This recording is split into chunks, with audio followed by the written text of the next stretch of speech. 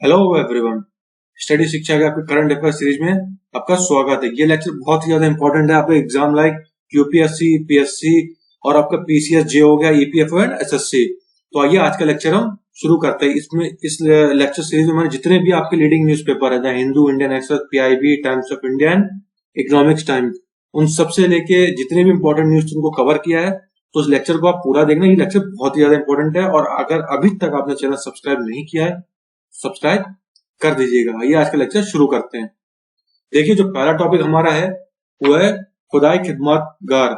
ये क्यों न्यूज में था? बेसिकली इसका जो है उन 90 साल जो ये आपका पेशावर का किस्सा कहानी बाजार का मास्कर हुआ था, उसके 90 साल पूरे हो गए। तो इस वजह से ये जो खुदाई खिदमतगार है ये इंपॉर्टेंट हो जाता है। तो आइए इसके हम प्रीलिम्स पॉइंट ऑफ व्यू से आपके ये टॉपिक देखते हैं। देखिए, ये मास्कर किसने किया था? ये आपके जो ब्रिटिश सोल्जर्स थे उन्होंने किया था, जो नॉन वायलेंट प्रोटेस्टर थे खुदाई खिदमतगार मूवमेंट के। किस तारीख को? 23 अप्रैल 1930 को उनके ऊपर किया गया था। कौन ये थे खुदाई खिदमतगार और क्या हुआ था, आइए देखते हैं। बेसिकली खुदाई खिदमतगार जो है वो आपके नॉन वायलेंट मूवमेंट किया था उन्होंने ब्रिटिश के खिलाफ। क्यों? क्योंकि उन्होंने इंडियन सब कॉन्टिनेंट पे कब्जा कर लिया था। तो ये मूवमेंट जो दिया गया था, जो लेड किया गया था, वो करा गया था आपका ये अब्दुल गफ्फार खान द्वारा। ये एक पश्तून फ्रीडम फाइटर थे नॉर्थ वेस्ट प्रोविंस और फ्रंटियर प्रोविंस के। तो उन्होंने ये मूवमेंट शुरू किया था। ठीक है, तो हुआ क्या? तो ओवर द टाइम क्या हुआ था, ये मूवमेंट जो है एक बहुत ज्यादा पॉलिटिकल कलर ले लिया था। तो कि जब ये हुआ, ये तो ब्रिटिश की नजरों में आ गया था कि इसकी प्रोमिनेंस बहुत ज्यादा बढ़ती जा रही है इस रीजन में। तो ये ब्रिटिश जो सल्तनत थी उस समय, उसके लिए बहुत ज्यादा खतरा बन के आ रहा था सामने। तो हुआ था, इसको डील करने के लिए उन्होंने क्या किया था, ये जो आपके अब्दुल गफ्फार खान थे उनको अरेस्ट कर लिया था और बाकी जो उसके साथ लीडर थे इस मूवमेंट से जुड़े हुए 1929 में। तो इस मूवमेंट हुआ क्या था कि जब इनके अरेस्ट के बाद जो ये खुदाई खिदमतगार थे उन्होंने क्या किया था, आईएनसी था, इंडियन नेशनल कांग्रेस, उसको ज्वाइन कर लिया था। क्यों? क्योंकि उनको ऑल इंडिया मुस्लिम लीग से कोई सपोर्ट नहीं मिला था। तो इस वजह से उन्होंने आईएनसी को ज्वाइन कर लिया था। ठीक, तो क्या हुआ था, जो मेंबर्स थे खुदाई खिदमतगार के, उन्होंने एक ऑर्गेनाइज किया खुद को और अपने लोगों को ब्राइट रेड शर्ट बना दी थी एज अ यूनिफॉर्म। तो इस जो ये खुदाई खिदमतगार मूवमेंट है, इसको हम कहीं कहीं रेड शर्ट मूवमेंट भी बोलते हैं। तो अगर रेड शर्ट मूवमेंट को लेकर अगर कोई स्टेटमेंट आए तो वो खुदाई खिदमतगार के बारे में बात करी जा रही होगी।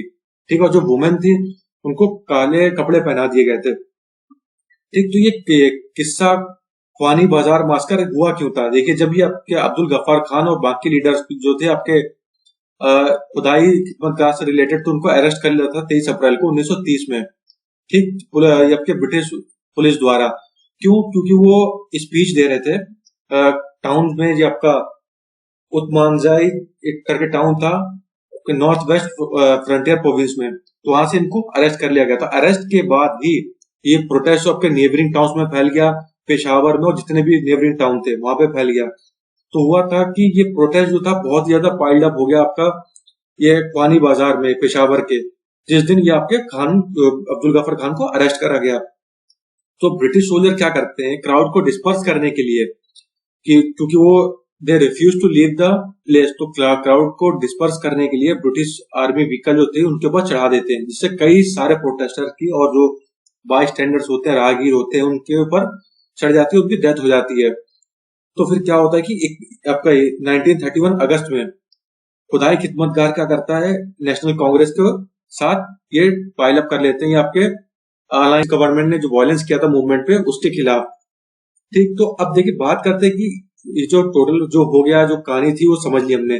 पोस्ट इंडिपेंडेंस के बाद इनका एक स्टैंड था, जिसकी वजह से ये खुदाई खिदमतगार थे उनको हिस्ट्री से मिटा दिया, क्योंकि वहां की जो पाकिस्तानी गवर्नमेंट थी उन्होंने इस चीज को क्रिटिसाइज बहुत किया था। इस समय भी क्या हुआ था कि इन्होंने पार्टीशन को पूरी तरह से अपोज किया था कि पार्टीशन नहीं होने चाहिए, या किसी भी तरह से फेवर में नहीं थे पाकिस्तान बनने के। तो 1947 में क्या हुआ कि इनका जो जब आजादी मिल गई, नेशन बढ़ गया, तो इनका जो भी आपका इन्फ्लुएंस था वो धीरे धीरे कम होता गया।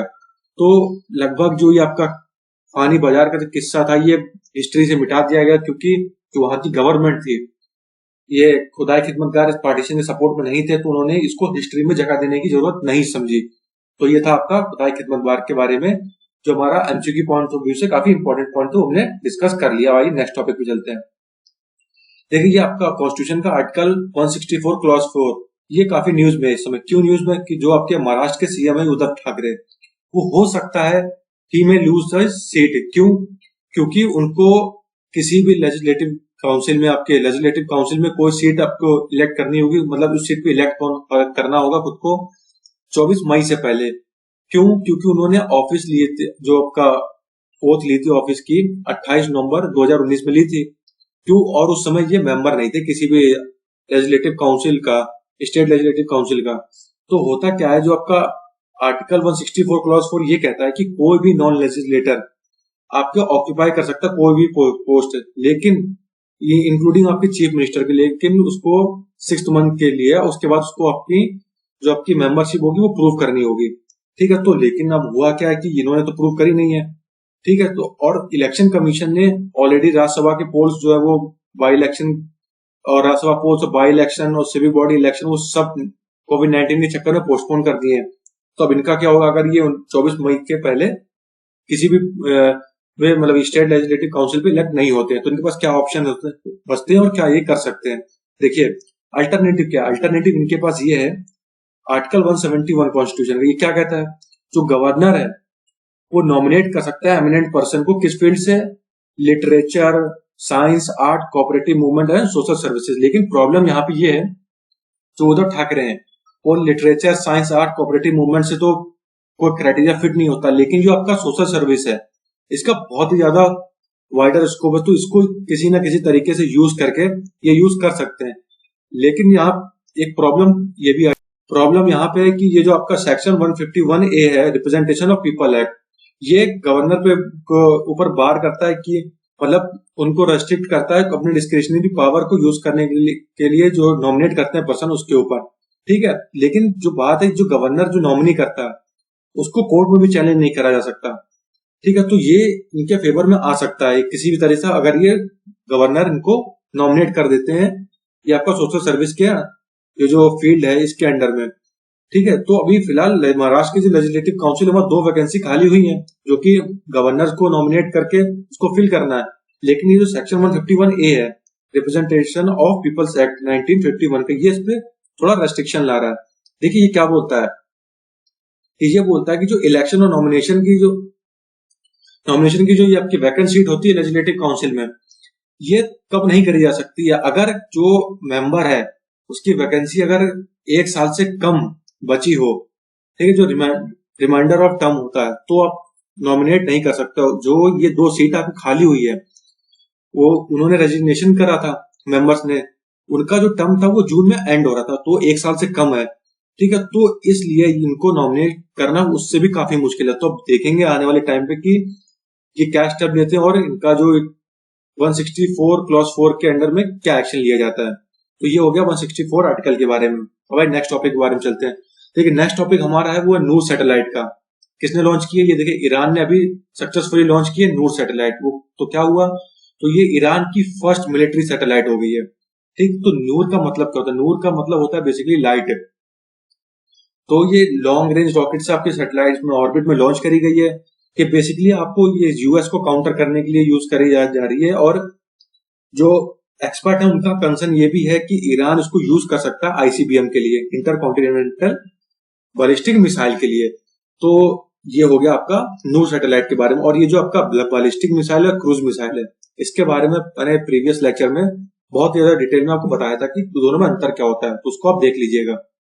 ठीक है, अब ये जो नेक्स्ट टॉपिक हमारा है कृषि कल्याण अभियान, इसके बारे में बात करते हैं, ये न्यूज में था। देखिए ये कृषि कल्याण अभियान आपका 112 जितने भी एस्पिरेशनल डिस्ट्रिक्ट हैं उन पे इम्प्लीमेंट करा था। एस्पिरेशनल डिस्ट्रिक्ट क्या थे? देखिए जो नीति आयोग एक अपनी रिपोर्ट लेके आई थी, एक तरह से स्ट्रेटजी लेके आई थी, जो बैकवर्ड डिस्ट्रिक्ट थे इंडिया की, तो बैकवर्ड नाम अच्छा नहीं लगता था, तो उनको चेंज करके उनको एस्पिरेशनल डिस्ट्रिक्ट बोल दिया गया था। तो जो ये आपके इम्प्लीमेंट करी जा रहा है जो कृषि कल्याण अभियान 112 एस्पिरेशनल डिस्ट्रिक्ट में। ठीक, अब ये था कि कब लॉन्च हुआ था? देखिए ये आपका लॉन्च हुआ था 2018 में। ये किसके अंडर में आती है अभियान? Ministry of agriculture and farmers welfare में।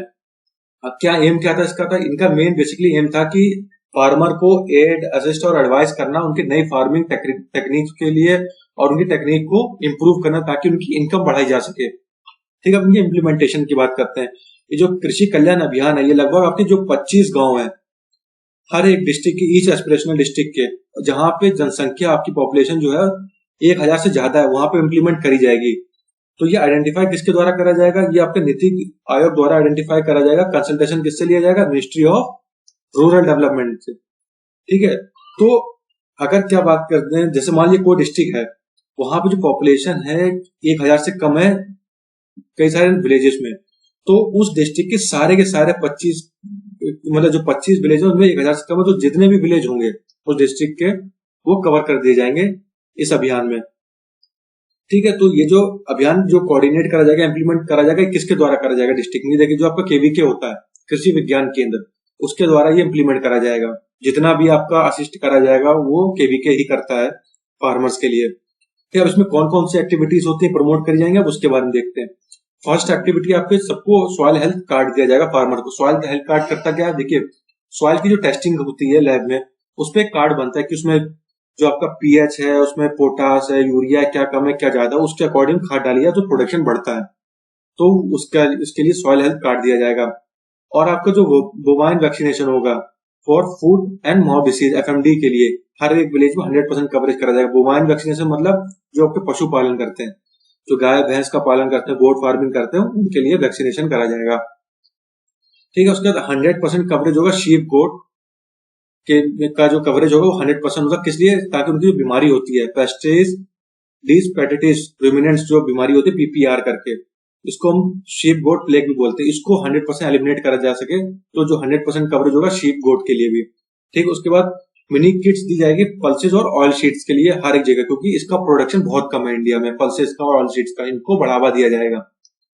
और डिस्ट्रीब्यूशन करा जाएगा आपका प्लांट्स को, जैसे हॉर्टिकल्चर प्लांट हो गया, एग्रो फॉरेस्ट्री और बैम्बू प्लांट्स हो गए, तो 5 रुपए में पर फैमिली को ये प्लांट मुहैया कराए जाएंगे अप्रोप्रिएट लोकेशन पे। ठीक है। ये था। अब देखिए, 100 एनएडीएपी पिट्स बनाए जाएंगे ईच विलेज में। एनएडीएपी पिट्स होती क्या, ये देखते हैं। देखिए, बेसिकली ये तरह का, मान लीजिए ईंटों का, पत्थर का, ये आपका एक पिट बनाई जाती है ताकि आप उसमें कंपोस्टिंग करी जा सके।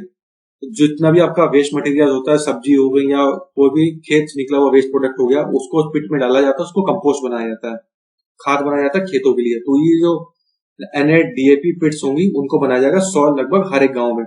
ठीक है। उसके बाद आर्टिफिशियल इंसेमिनेशन करा जाएगा, सेचुरेशन इंसेमिनेशन करा जाएगा, ताकि आपकी ब्रीडिंग जो है वो अच्छी हो सके। ठीक है। बोवाइन जितने भी आपके एनिमल्स होंगे उनके। उसके बाद ये जो आपको माइक्रो इरिगेशन होगा प्रोग्राम, उनको डिमोन्स्ट्रेट किया है। माइक्रो इरिगेशन जैसे ड्रिप इरिगेशन हो गया, स्प्रिंकलर्स हो गया, उनको बढ़ावा दिया जाएगा, क्योंकि इनका यूज करने से प्रोडक्शन भी बढ़ता है और पानी की खपत भी कम होती है। ठीक है। उसके बाद इंटीग्रेटेड क्रॉपिंग प्रैक्टिस, इसको भी डिमोन्स्ट्रेट करा जाएगा। इसका मतलब क्या होगा? इसका मतलब ये होगा, एक ही आप खेत में, मान लीजिए आप धान भी उगा रहे हैं, गेहूं भी उगा रहे हैं, राई, जितने भी कई अलग अलग फसलें का जो कॉम्बिनेशन होता है वो एक ही फील्ड में उगाया जाएगा, तो उसको इंटरक्रॉपिंग बोलते हैं हम। तो उसको भी डिमोन्स्ट्रेट करा जाएगा।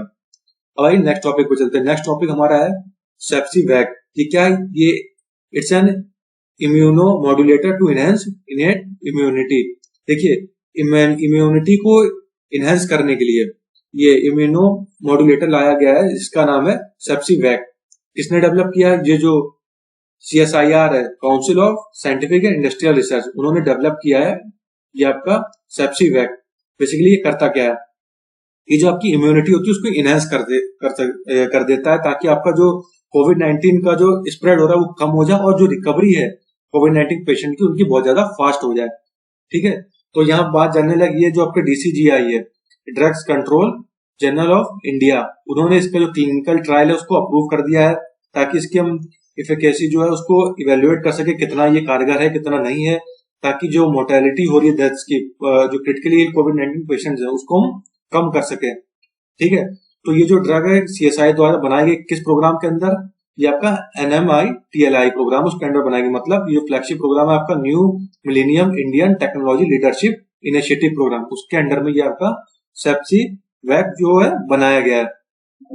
अब देखिए, सेप्सी वैक क्या काम कर सकता है, क्या इससे एक्सपेक्ट करा जा रहा है? ये माना जा रहा है कि जो प्रोटेक्ट करेगा जो कोविड-19 पेशेंट है, उनके जो क्लोज कॉन्टेक्ट में आते हैं, जैसे कि आपका हेल्थ केयर स्टाफ हो गया, तो उनको प्रोटेक्ट करेगा कैसे? उनकी जो इनेट रिस्पॉन्स इम्यूनिटी जो होती है उनको बूस्ट करेगा। ठीक है। और क्या करेगा? ये जो क्विकर रिकवरी प्रोवाइड कराएगा आपके जो कोविड-19 पेशेंट हैं, जो क्रिटिकली इल नहीं है उनके लिए। ठीक है, तो जो सेप्सी वैक है वो एक तरह से ये कंटेन ये भी करता है हीट किल्ड माइक्रोबैक्टीरियम WD, ये जो MW है उसको भी कंटेन्स करते हैं ये। इसका कोई भी साइड इफेक्ट अभी तक तो फिलहाल नहीं आया है। ठीक है, अब बात करते हैं इम्यूनो मॉड्यूलेटर होता क्या है। देखिए, ये बेसिकली एक तरह का मेडिकेशन होता है जो यूज करा जाता है आपका रेगुलेट करने के लिए इम्यून सिस्टम को। ठीक है, तो जिसको हम लोग इम्यूनो मॉड्यूलेटर बोलते हैं, मतलब इम्यून को सिस्टम को मॉड्यूलेट करना, कम ज्यादा करना।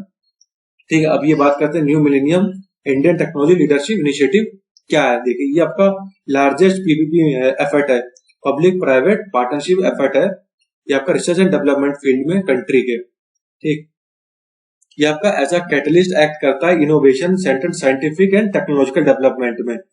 क्यों? ताकि इंडियन इंडस्ट्री की एक ग्लोबल पोजिशनिंग हो सके, ग्लोबल में ऐसा इनोवेशन इंडिया की इंडस्ट्री जो है अचीव कर सके। तो ये आपका प्रोग्राम के बारे में बात होगी। अब बात करते हैं DCGI, ये आपके प्रीलिम्स पॉइंट ऑफ व्यू से बहुत ज्यादा इंपॉर्टेंट हो जाता है।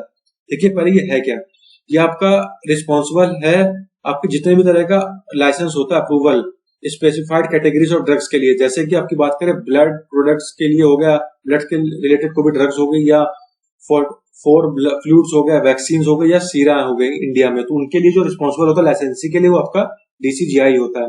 किसके अंडर में आता है? ये आपका ministry of health and family welfare के अंडर में आता है।